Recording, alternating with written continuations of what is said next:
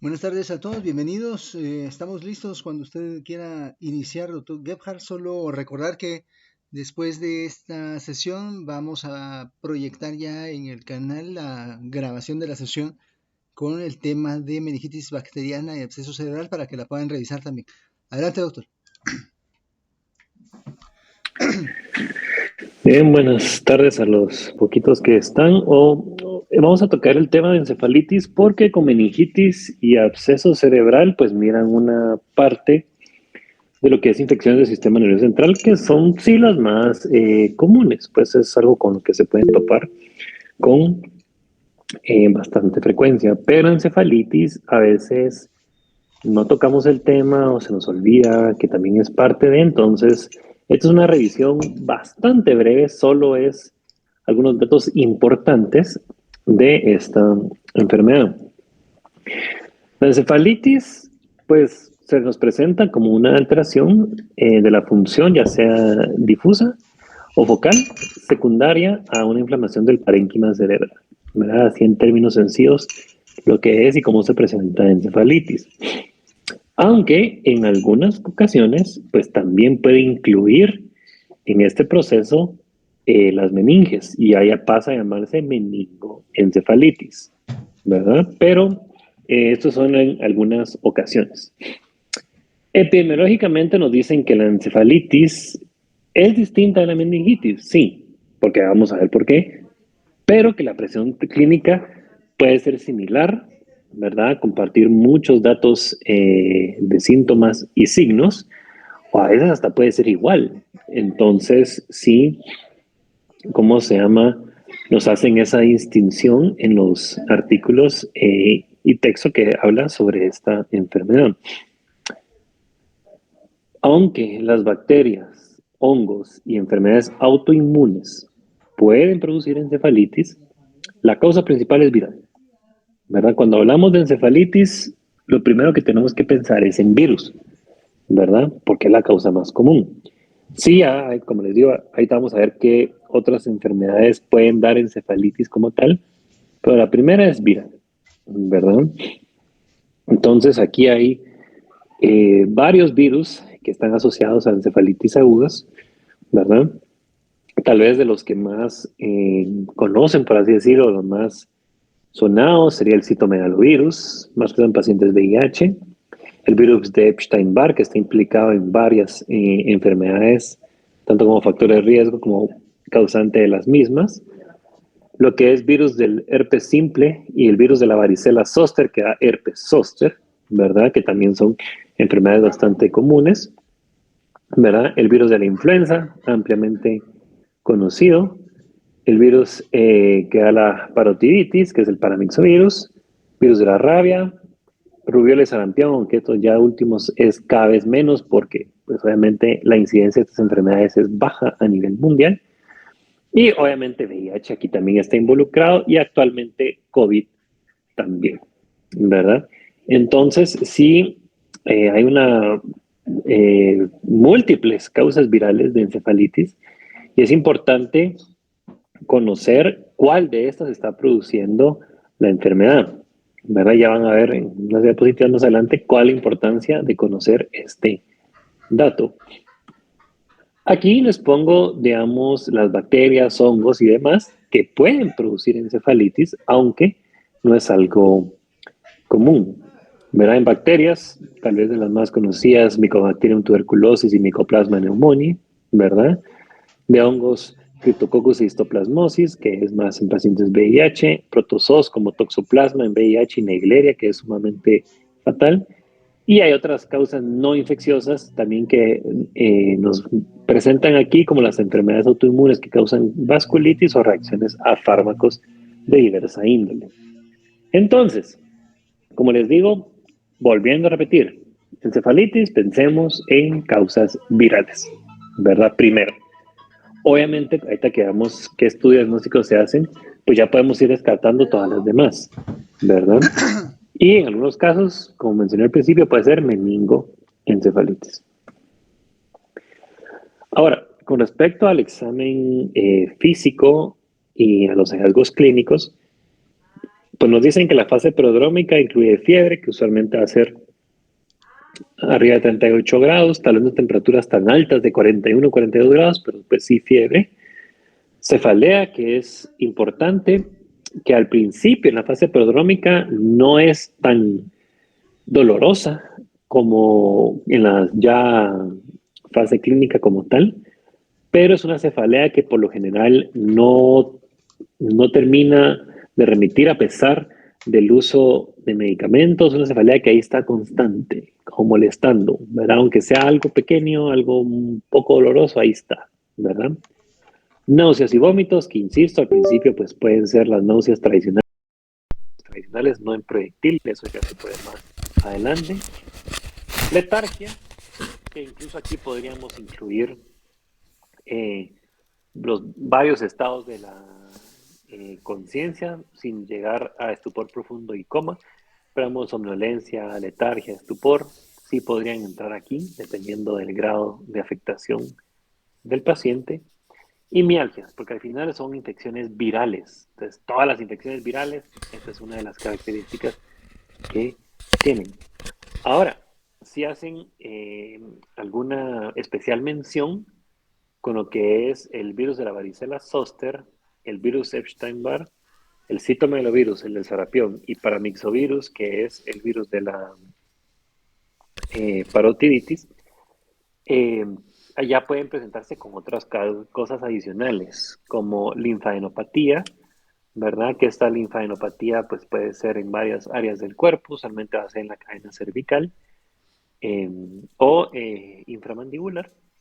Rash, ¿verdad? Que usualmente se presenta a nivel de cuerpo y extremidades. Hepatoesplenomegalia, que obviamente hepatomegalia se puede llegar a palpar de manera sencilla, pero esplenomegalia sí necesitamos de cómo se llama un diagnóstico de imagen, ¿verdad? Menos que es una esplenomegalia grado 4 que pase la línea media, entonces uno dice, ok, ¿verdad? Y bueno, y parotiditis, obviamente, las famosas paperas, como se conocen coloquialmente, pues sí, la inflamación de las glándulas parótidas también puede dar en paramyxovirus. Ya lo que es la presentación clínica clásica, ¿verdad? Incluye cambios conductuales, que esto es importante porque en meningitis y absceso cerebral, pero más en meningitis, ¿cómo se llama? Es más común la alteración de la conciencia, es más común, pero en encefalitis son más comunes los cambios conductuales. No quiere decir que en la otra no pueda, digamos, en meningitis no pueden haber cambios conductuales y viceversa, sí, ¿verdad? Pero en encefalitis los cambios conductuales, ¿cómo se llama? Son bastante notorios. Son pacientes que se pueden tornar agresivos, se pueden tornar eh, con hipomanía, se pueden ser sexuales, o sea, hay un montón de cambios conductuales que pueden dar paso a esto. Dolor a nivel del cuello, ¿verdad? Con rigidez, que esto es muy parecido a la meningitis, ¿verdad? O sea, sabemos que en meningitis hay rigidez de cuello, hay, ¿cómo se llama? Brudzinski, Ovinsky, todos estos datos adicionales, pero en encefalitis también puede haber, ¿verdad? Entonces, ¿cómo se llama? Es importante que lo tengan también presente, que no solo en meningitis puede suceder estas condiciones. Fotofobia, que eso es muy importante también en, ¿cómo se llama? En pacientes con encefalitis por virus de la rabia, es muy notorio. Eso hasta en películas lo han visto, ¿verdad? Y todo, de que, ¿cómo se llama? En pacientes con encefalitis, no solo por rabia, pues, pero esos son los ejemplos más notorios. Hay fotofobia, se les molesta mucho la luz, se exacerba la cefalea, ¿verdad? Puede dar incluso vómitos y todo, entonces también importante. Letargia que hablamos, que aquí sí pueden llegar hasta el coma, ¿verdad? Convulsiones, muy importante, que está, dependiendo del grado de afectación, puede dar paso a convulsiones que, pues obviamente hay que tratarlas. Idealmente, se resuelva la encefalitis en las que se pueden resolver, se puede yo omití el tratamiento anticonvulsivante, pero si no, pues, ni modo. Puede haber confusión solamente, o sea, o cosas como amnesia, que son síntomas tal vez en comparación con los demás un poquito más leves, pero pueden estar presentes en pacientes que no están así, o familiares que dicen, mire, es que antes mi mamá, mi papá, de todo se acordaba y todo, y ahora, puchica, ni se recuerda dónde dejó las llaves, así, ya un cambio notorio, ¿verdad? Parálisis flácida también puede dar dependiendo de dónde se afecte. Y también ya pueden haber algunas cosas adicionales como ataxia, incluso disfagia, desórdenes del movimiento, que hay un montón, entre otras. O sea, realmente la sintomatología y la clínica de encefalitis es muy variada. Incluso por virus pueden encontrar, ¿cómo se llama? Datos clínicos, ya digamos, esto aparece más con este virus, esto más con aquel virus y todo. Pero aquí les quiero poner algo en general, ¿verdad? Porque tampoco ustedes, digamos, por mucha clínica que sepan y todo, y tal vez dicen, ok, esto me suena que va a ser este virus, al final lo tienen que confirmar. No solo con clínica podemos determinar qué virus es, ¿verdad? No hay algo que sea un síntoma o signo que sea patognomónico de tal enfermedad para decir, ok, si aparece esto, entonces este virus, pues no en el caso de encefalitis, ¿verdad? Ahora, ¿qué hacemos con un paciente que por historia clínica, por los signos y síntomas, pues consideremos que puede estar cursando con una encefalitis? Lo primero, pues sí, exámenes de laboratorio, está bien, hematología y química, en los exámenes que hacemos tradicionalmente, eh, siempre buscando en la hematología el recuento de glóbulos blancos y en este caso en particular de linfocitos, ¿verdad? Porque eso es lo que obviamente eh, estamos hablando de enfermedades virales, es lo que usualmente se va eh, a elevar, ¿verdad? En la química, realmente no es de que necesitemos hacerla de absolutamente necesario, ¿verdad? Pero, ¿cómo se llama?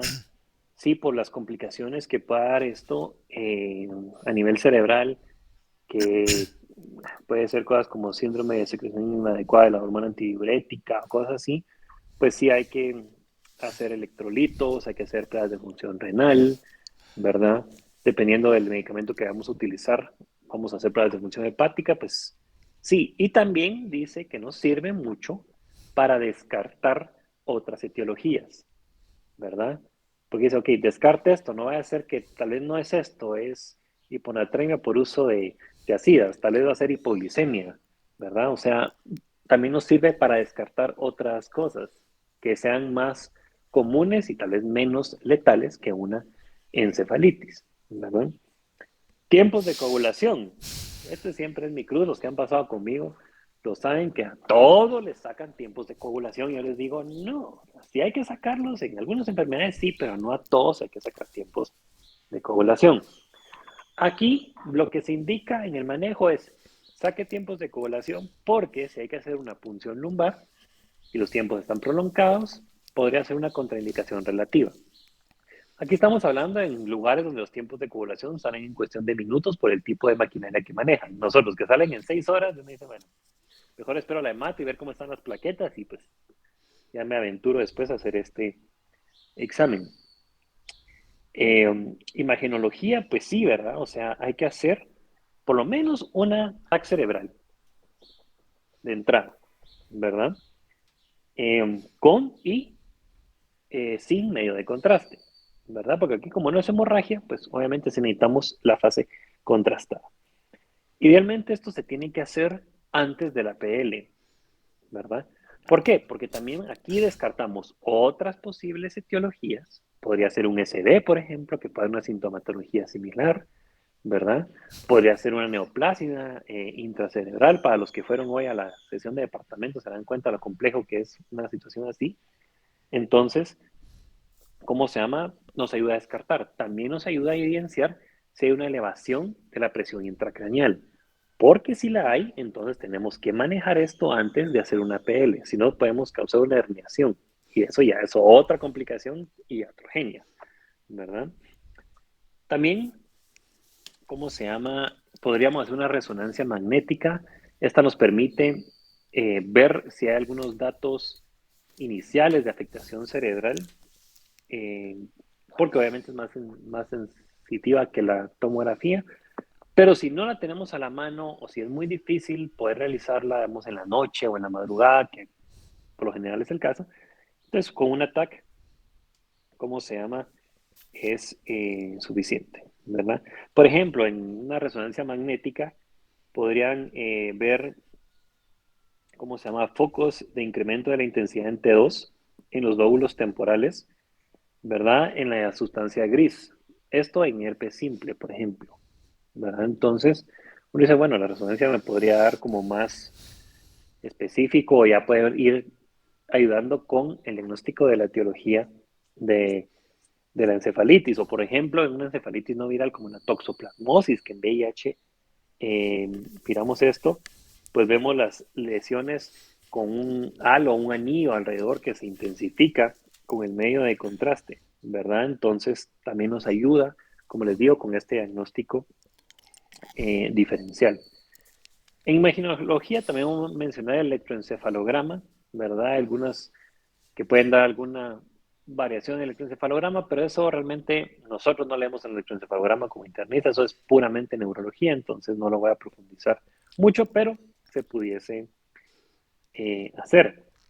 Ahora, lo importante es la punción lumbar, ¿verdad? ¿Por qué? Porque necesitamos extraer ese líquido cefalorraquídeo y mandarlo a analizar, ¿verdad? Nos va a ayudar cuando damos el químico a ir diferenciando las características de un líquido, o sea, de la presencia de proteínas, LH y todo, en una etiología viral, de una etiología fúngica, de una etiología micobacteriana, de una etiología bacteriana, ¿verdad?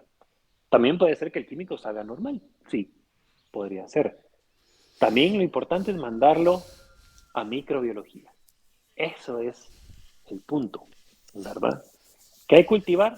¿Qué hay que cultivar? Sí hay que cultivar. Cultivos virales sumamente difíciles, pero hay que hacerlo. Y lo importante es hacer una PCR viral, ¿verdad? Eso es lo importante, ¿verdad? Muy similar al panel respiratorio, ¿verdad? Se hace un PCR viral para múltiples etiologías virales y también ahí va incluidos PCRs de otros microorganismos como los bacterianos o fúngicos. Y entonces hacen su panel o PCR viral y a OK le dicen que salió este virus positivo. Entonces ya ahí tendrían su etiología. Por eso es tan importante hacer la punción lumbar, porque tenemos que saber qué estamos, a qué estamos enfrentándonos para así también saber el pronóstico que vamos a ver más adelante y si hay que readecuar el tratamiento, ¿verdad?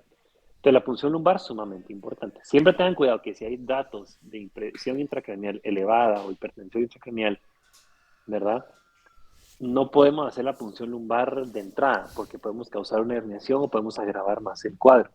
Entonces ahí utilizamos ya medidas de soporte para disminuir la presión intracraneal y después hacemos la punción lumbar, ¿verdad? De ahí hablan de una biopsia cerebral que está descrito en el manejo de encefalitis viral.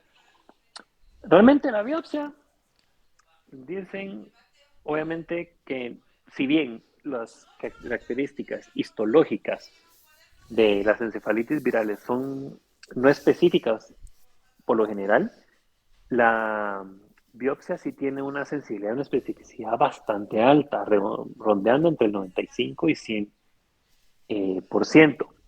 Sobre todo en dos, ¿cómo se llama? Enfermedades específicas. Tal vez se recordarán cuando pasaron patología, ¿cómo se llama? Los cuerpos de Negri en el hipocampo y en el cerebelo.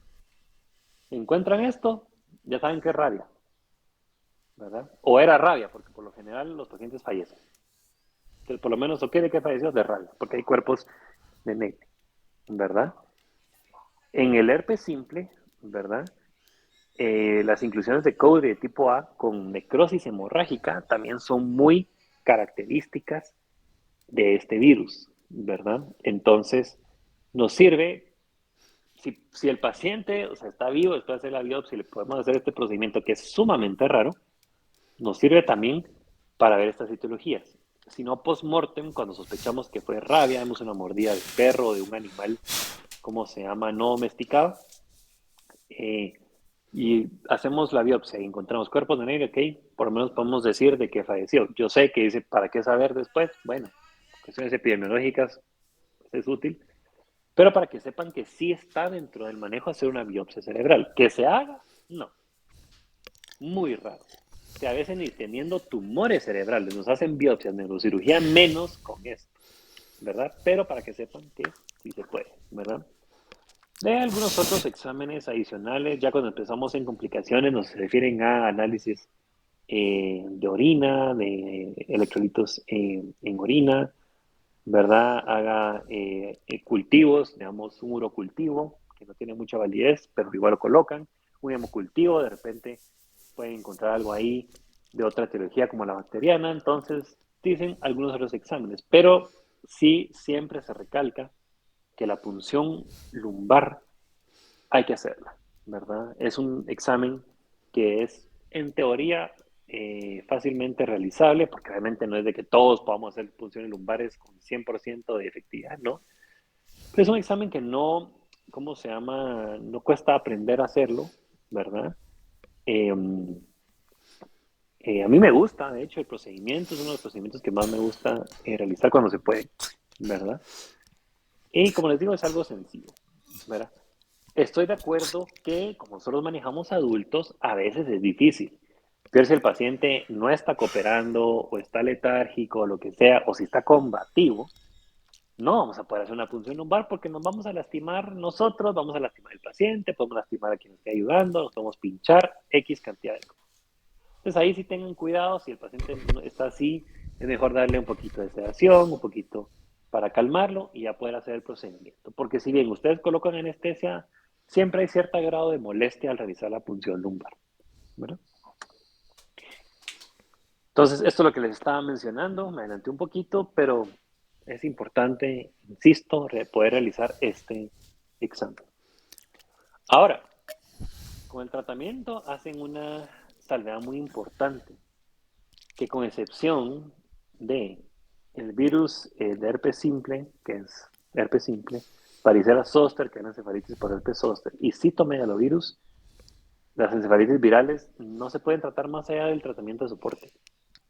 O sea, no vamos a hacer nada más, pues, ¿verdad? Una encefalitis, ¿cómo se llama? Por COVID. O sea, sí, vamos a remdesivir y todo, pero encefalitis, aparte de eso, no podemos tratarla directamente. El medicamento no directamente va a tratar la encefalitis. Rabia, olvídense, sarampión no se puede, rubiola tampoco, ¿verdad? Entonces, sí hacen esa salvedad, que lo hace un poco más tétrico el asunto, porque dice, puta, o sea, si me toca una de las otras, lo más seguro es que ya me chingué, ¿verdad? Y si logro sobrevivir, no voy a quedar tan bien, ¿verdad? La ventaja es que no son tan comunes, ¿verdad? Entonces, en el tratamiento está el manejo de la presión intracraneal, que es muy importante por lo que estábamos mencionando anteriormente. Ahí pueden utilizar cosas como manitol, por ejemplo, que se utiliza ampliamente. Se puede utilizar, como se llama, soluciones hipertónicas, ¿verdad? También son bastante bien utilizadas.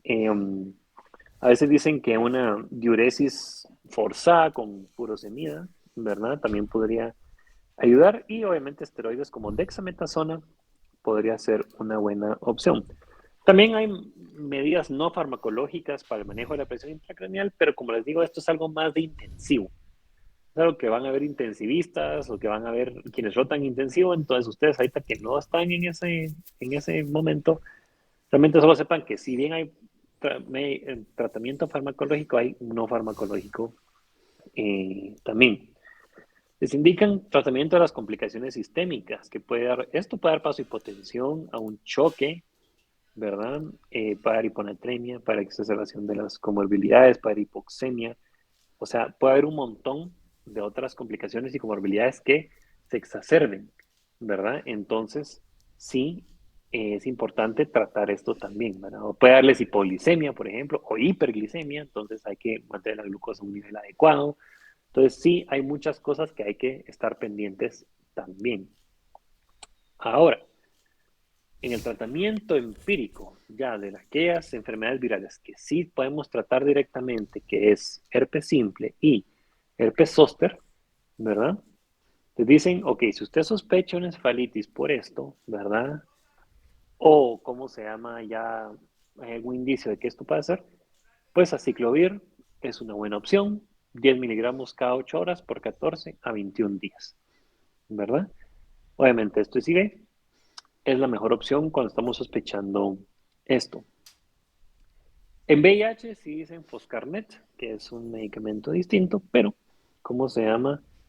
Es una buena opción en pacientes con este grado de compromiso, ¿verdad? Pero si no, aciclovir les funciona muy bien para herpes simple y herpes zóster. En citomegalovirus en VIH, ¿verdad? Ahí ya cambia, porque ahí estamos hablando de ganciclovir con Foscarnet o valganciclovir, que ya son medicamentos ya más específicos para tratar esta enfermedad. Y recuérdense que aquí tenemos el agregado que es VIH positivo, entonces ya es un poquito más complicado. La cantidad de días por lo general suele ser igual, 14, 21 días, dependiendo de cómo vaya respondiendo el paciente. Y a los demás es tratamiento de soporte. ¿Pueden utilizar esteroides? Sí, ¿verdad? Eh, Aunque obviamente pues la información que hay de esto es un poco limitada, pero de esteroides dicen, bueno, pueden ayudar. Dexametasona sería la mejor opción, ¿verdad? Que también se utiliza en meningitis en algunas ocasiones. Y es de especial utilidad en la fase postinfecciosa en encefalitis, o sea, cuando ya logramos resolver la infección nosotros o si ya el cuerpo logra contener la infección, si es algún virus distinto, ¿verdad? Puede ayudar a disminuir la respuesta inflamatoria y que el paciente mejore un poco, ¿verdad? O en las encefalitis diseminadas, o sea, creo que todo el cerebro está afectado, no solo ciertos grados como el hipocampo, cerebelo, no, todo el cerebro está infectado, también nos sirve en esas condiciones, ¿verdad? Entonces, sería una buena opción. Otros esteroides como metilprednisolona, prednisona, hidrocortisona, deflazacort, realmente no son de utilidad en este tipo de infecciones. Y ahora, el pronóstico, ya sabemos, herpes zóster y herpes simple, favorable. Si lo diagnosticamos a tiempo, incluso si el paciente es VIH, se le da su tratamiento con aciclovir y por lo general les va bien, ¿verdad? Si la diagnosticamos a tiempo, les va bien, pueden recuperar casi que todas sus funciones, pueden quedar con una que otra secuela, pero por lo general es mínima, ¿verdad? Y pueden retornar a su vida usual, ¿verdad? Yo les cuento una experiencia que cabal tuve, no propia, ¿verdad? Sino de una compañera de colegio muy cercana, ¿verdad? Que ella tuvo leucemia cuando tenía 12 años, le dieron tratamiento, un montón de ciclos de quimioterapia, logró salir, pero siempre se quedó con un grado de inmunodeficiencia adquirida, ¿verdad? Por la quimioterapia, que pasa. Y a principios del año antepasado, 2021, precisamente empezó con cefalea, náusea, vómitos, ¿cómo se llama? De visión borrosa, empezó con fotofobia y todo, y pues obviamente la llevaron a un hospital privado, le hicieron los estudios, al final tenía una encefalitis por herpes simple, ¿verdad? La trataron, sí estuvo incluso hasta chocada, ¿verdad? Porque sí, por su grado de inmunodeficiencia anterior, pues sí, ¿cómo se llama? Fue un poco difícil, pero al final logró salir y ahorita está como si nada hubiera pasado. Como si nada hubiera pasado. Su memoria intacta, sin ninguna secuela de nada, ¿verdad? Y es porque rápido, ¿verdad? La llevaron sus familiares al hospital, rápido se hizo el diagnóstico y todo, en cuestión yo me atrevo a decir días, pero a veces horas, ya estaba con el tratamiento puesto y ya la tenían ahí. Entonces es un ejemplo que yo vi de cerca de alguien con un antecedente severo que le dio una enfermedad de estas y logró salir. Y está bien, sin ninguna secuela, cero. Pero es porque fue a tiempo. El problema es cuando los pacientes consultan muy tarde o porque a veces, como les digo, no tiene que dar síntomas tan malcabrestos como convulsiones, como coma, no, puede ser cosas como confusión, amnesia, cefalea, o sea, no tiene que ser algo tan, ¿verdad? Así. Entonces lo llevan con varios doctores, andan de lado a lado y de repente, pum, al final era encefalitis y cuando ya se empieza a complicar más la cosa es cuando llegan con nosotros y ya es poco lo que se puede hacer, ¿verdad? Pero, como insisto, todo, tratan a tiempo y todo, les va bien. Ahora, el resto de las encefalitis sí son potencialmente mortales o pueden dejar secuelas severas. Cosas como la rabia, ya casi que uno dice, pues, soporte solo para que no esté mal y se va a morir, pues, ¿verdad? Se va a morir, seguro, lo más seguro es que así va a ser, ¿verdad? O sarampión, rubiola, puede ser que logre salir, pero va a quedar con secuelas, ¿verdad? Sobre todo cuando son niños. Entonces, ese es el problema de estas cosas, esa es la situación por la cual, digamos, tenemos las vacunas contra el sarampión, rubiola, paperas, ¿verdad? Porque si solo fueran los exantemas o todo eso, pues, está bien, pues, pero cuando empiezan estas complicaciones como el encefalitis, es donde todo se va a la droga, ¿verdad? Esto no se trata tampoco de decir, puta, entonces voy a estar con miedo de que me dé una de estas cosas. No, como les digo, son muy raras, ¿verdad? Si tienen sus vacunas y todo, por lo general no les va a dar nada, ¿verdad? Y si su sistema inmune se mantiene bien, también es poco probable, ¿no? Bueno, jóvenes, con eso terminamos encefalitis. Como les dije, es una muy breve revisión. Solo quería tocar el tema porque miramos meningitis, miramos absceso cerebral, pero esto pues no está en el programa y sí es importante mencionarlo porque nos hemos topado con varias encefalitis virales. Voy a decirlo así, gracias a Dios han sido por herpes simple, por herpes zóster o citomegalovirus en VIH, entonces tenemos que hacer, pues podemos hacer algo y podemos sacar a los pacientes. Entonces, por eso me gusta mencionarlo, para que sepan que está, por eso tal vez a veces han visto en pacientes que han con meningitis, está el tratamiento antibiótico y dice, y aciclovir. Y uno dice, puta, ¿y por qué aciclovir si es meningitis? Bueno, porque en lo que esperamos el germen, el microorganismo culpable, mejor tratémoslo empíricamente. Si al final nos sale que era algo bacteriano, pues quitamos el aciclovir y no pasó nada. Pero mejor dejarlo porque así evitamos secuelas o la muerte del paciente. No sé si alguien tiene duda o preguntas, no sé si alguien va a tener, porque como es un tema adicional, pero pues es un tema también interesante. Sí, doctor, como usted menciona, fíjese, doctor, que yo tengo la impresión, y eso obviamente desde mi perspectiva externa, digamos, a los entornos ya de encamamiento o de hospitalización en el Roosevelt, Ujú. tengo la impresión de que la encefalitis es bastante más frecuente de lo que pensamos que es, porque resulta que solo terminamos diagnosticando y tratando como tal a los casos que eventualmente son hospitalizados o que están en el hospital porque pues tienen infección por VIH u otras comorbilidades que los debilitan y empiezan con síntomas neurológicos y pensamos en esta situación porque pues llegaron al hospital por eso, pero fuera de ese entorno, aún así creo que es mucho más frecuente que las meningitis o incluso que los abscesos cerebrales. Esa es la impresión que tengo. Porque muchos pacientes no llegan a los hospitales. De hecho, tal Ujú, vez están con cefaleas muy severas y todo, y están muy ujú, irritables, están en la casa, en el contexto de una influencia severa y todo, y se la pasaron y ahí estuvieron, pues, pero de ujú. repente también, pues, cursaron con algún grado de encefalitis. Eso es uno. Sí es correcto el pensar que, digamos, en este contexto de debilidad o de inmunidad afectada, podemos o debemos, mejor dicho, ser muy amplios en el tratamiento y en las posibilidades diagnósticas desde un inicio, precisamente para no dormirnos en nuestros laureles y que no se nos escape algo que pueda tener un desenlace fatal.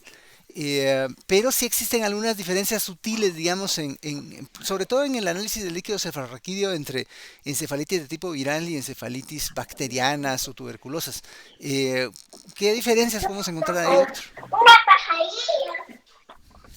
Perdón, es que aquí mi nena está muy No, que intensa. le preguntaba que qué diferencias podemos encontrar en el análisis del líquido cefalorraquídeo entre encefalitis virales y meningitis bacterianas o cuadros de tuberculosis meningea. Ah, sí, ok. Ah, de tuberculosis, meninge, ok, ya, va. Bueno, para empezar, dicen, tenemos la presión, ¿verdad? La presión de salida. del líquido cefalorraquídeo, ¿verdad? Por lo general, si lo medamos en centímetros de agua, que internacionalmente así es como lo miden, lo normal es entre 5 a 15 centímetros de agua. En, en meningitis bacteriana es muy característico que se eleve, o sea, que esté incrementada la presión, ¿verdad? Nosotros lo que lo medimos en milímetros de mercurio, ¿verdad? Podemos ver presiones de 20, 30, ¿verdad? Milímetros de mercurio hasta 50, dependiendo de la etiología. Entonces sí está muy elevada. En las encefalitis virales, por lo general, va a estar levemente incrementada o podría estar normal. O sea, no es un incremento tan marcado como en, ¿cómo se llama? En las meningitis bacterianas. Digamos, en las meningitis fúngicas por criptococo, por ejemplo, son esas meningitis de presiones súper elevadas que incluso parte del tratamiento es estar haciendo punción lumbar descompresiva por la elevación tan alta de, ¿cómo se llama? La presión del líquido cefalorraquídeo.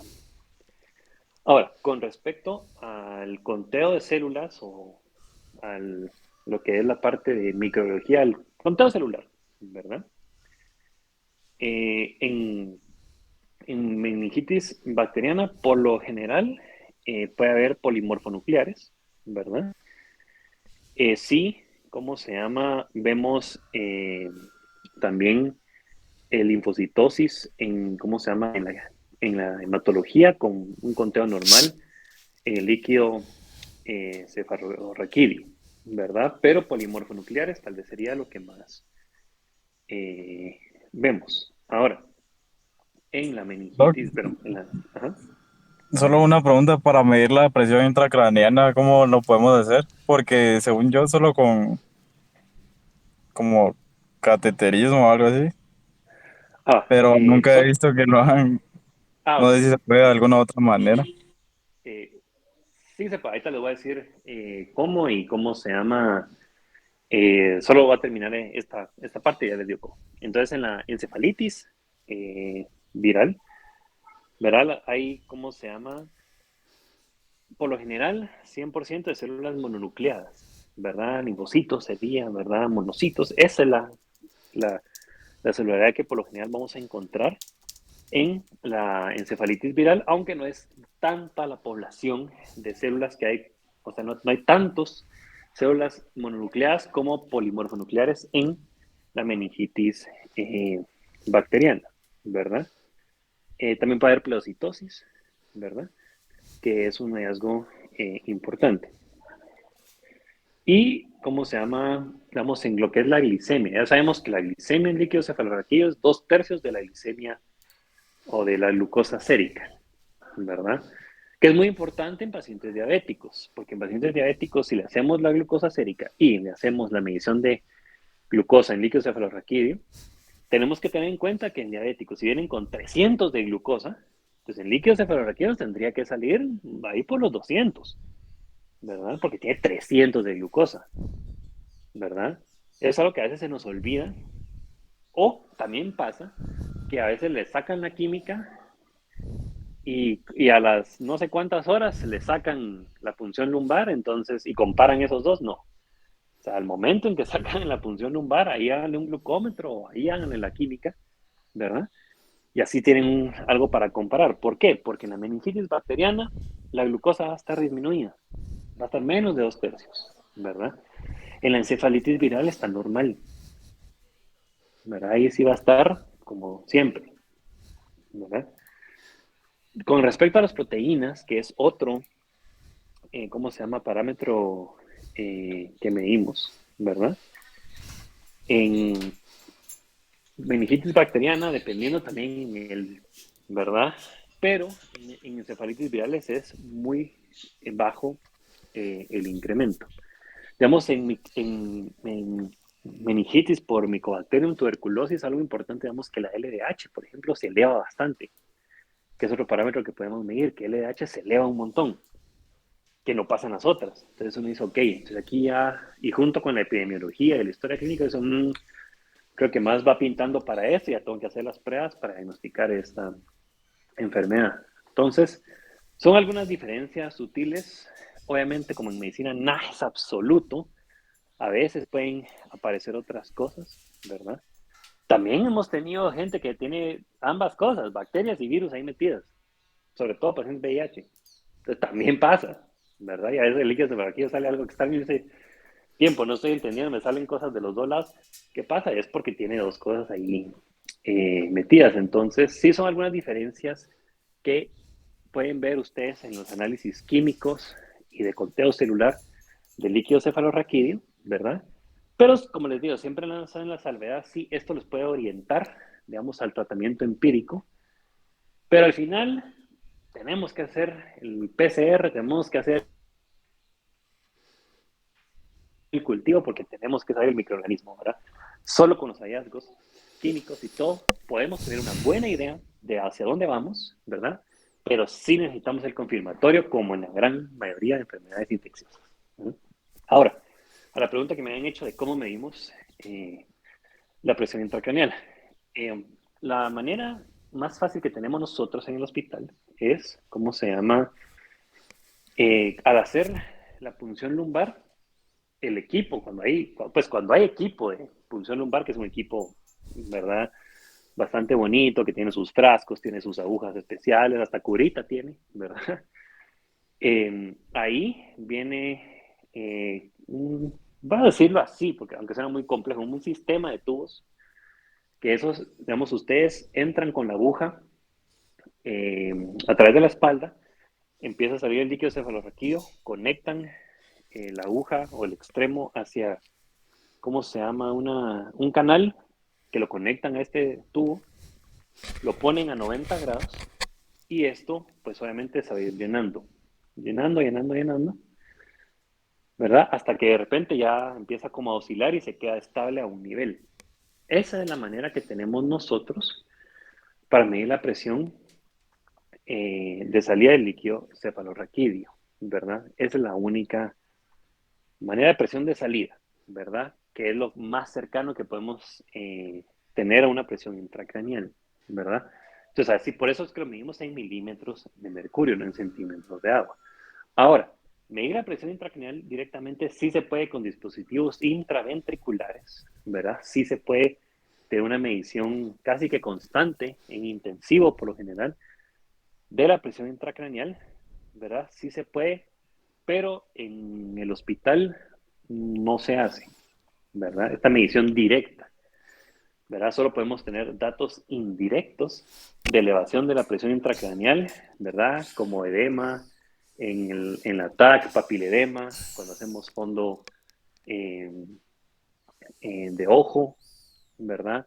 Aumento de la presión arterial, disminución de la función respiratoria, o sea, más que todo nos basamos en medidas o en datos indirectos de aumento de la presión intracraneal porque no podemos medirlo directamente. En otros lugares donde sí se puede hacer este tipo de procedimientos, pues sí, ahí sí directamente, hasta constantemente está el monitor ahí subiendo, bajando el número para ver la presión intracraneal, cómo va, ¿verdad? En neurocirugía es donde se hace más esto, ¿verdad? Porque, pues, de plan, pero, ¿cómo se llama? Es la única manera. Y como le digo, el otro método, solo de presión de salida de líquido cefalorraquídeo, pues con lo que expliqué del equipo de punción lumbar. Que de hecho aquí les puse una imagen que ejemplifica lo que el doctor acaba de explicar. Tenemos la aguja de la punción lumbar colocada ya en el espacio eh, que va donde va corriendo o recorriendo el líquido cefalorraquídeo y eso se va a transmitir hacia este dispositivo que tiene idealmente una especie de llave de tres vías que va a permitir que el líquido no salga directamente hacia el tubo en el cual después vamos a recolectar el material, que sería algo así como esto, sino que al estar cerrada el paso hacia acá, se permite que el líquido suba a este sistema y se mide qué tanto sube. O sea, aquí lo que vamos a hacer es medir el nivel de elevación de los pacientes en cuanto a la presión de apertura. Eso después ya se toman las muestras del caso y entonces se hace una medición final después de haber recolectado los tubos con el material que vamos a requerir, y entonces pues ya se manda a analizar y a hacer todos los procedimientos de cultivo y análisis químico y citológico de ese líquido para establecer de mejor manera el diagnóstico diferencial. Perfecto, entonces estamos, yo creo que tenemos aquí ya cumplido la labor por el día de hoy, doctor Gebhardt. No veo más preguntas acá, no sé si alguien más quiera preguntar algo. Y si no, pues ya, de hecho, se está proyectando la grabación de la sesión con el tema de meningitis y abscesos cerebrales. Es importante que lo revisemos, por favor. El día de mañana nos vamos a reunir de nuevo a las 14:30 para discutir el tema de enfermedades transmitidas por vectores. Vamos a hacer una dinámica parecida a la de hoy, solo que mañana yo les voy a comentar un caso relacionado con dengue y algunos datos importantes, tanto locales como globales, sobre la infección y hacia dónde se está dirigiendo la investigación en este momento. Lo dejo entonces, doctor Gebhardt, para que cierre la sesión.